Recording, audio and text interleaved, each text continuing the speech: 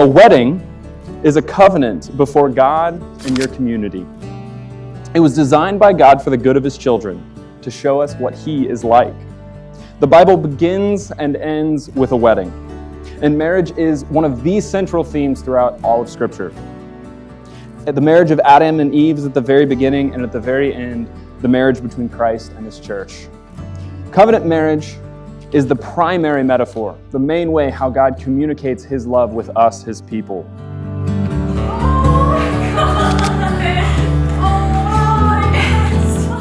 God binds himself to his people in a way that a husband and wife are bound together, relentlessly pursuing them in spite of circumstances, weakness, or challenge.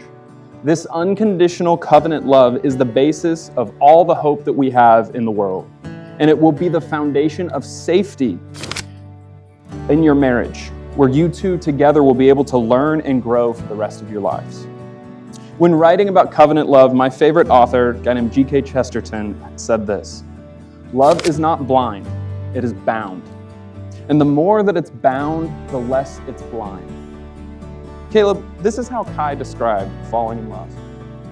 Realizing I was in love with Caleb happened slowly over time.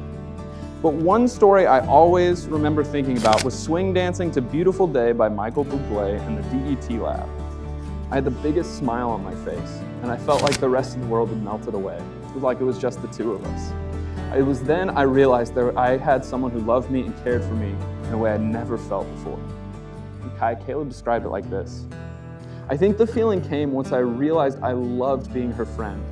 I remember feeling like I was ready to take things more seriously, praying, 'God, I don't want to take things too far and risk losing her as a friend, but also I don't want to regret not asking, so help me out a little.'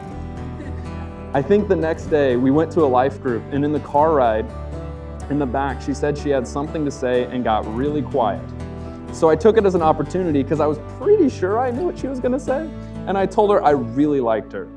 And then she said the same thing. We didn't say much after that. We just kind of smiled at the fact that we both agreed with each other."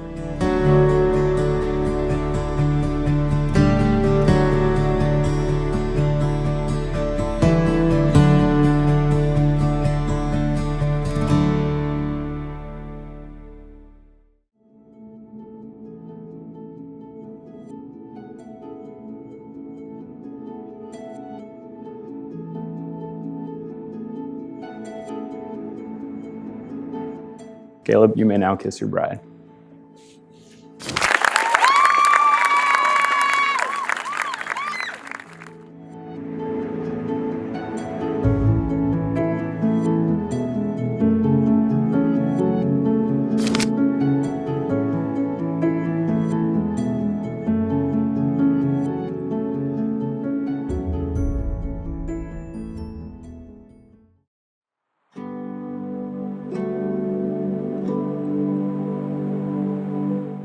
Dear Santa, Caleb and Kai have been very good this year. In fact, they've been very good for 3 years. Good to themselves, good to each other, good to most everyone around them. I'm writing this letter to make absolutely certain that they're on your nice list.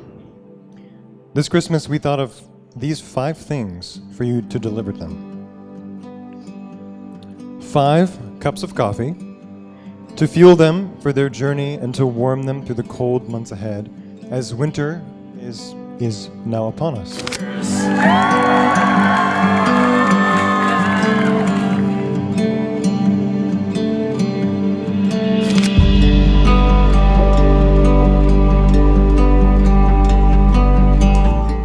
Suits, spades for the work they still have to do, clubs to break down any obstacles in their way, diamonds to pursue their dreams, and hearts so their love for one another will continue to grow.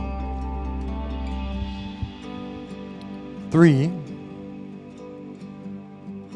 For 3 shall be the number you will count, and the number of the counting will be 3. 3 seconds to remind them every now and then, if not just for 3 seconds, to breathe.